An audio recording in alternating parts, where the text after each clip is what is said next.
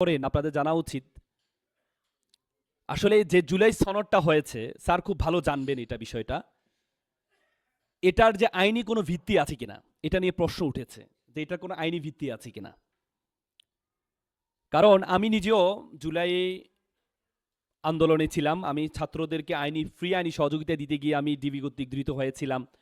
আমার পুরো চেম্বার কাজ করেছে। আমি প্রায় শত শত শিক্ষার্থীকে ফ্রি আইনি সহযোগিতা দিয়েছিলাম।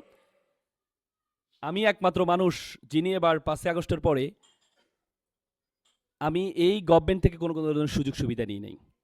কিন্তু আমাদের কিছু যারা জুলাই যোদ্ধা আছে তাদের জন্য যে জুলাই সনদটা হয়েছে এখানে তাদেরকে ইনডেমনিটি কতটুকু দেওয়া হয়েছে।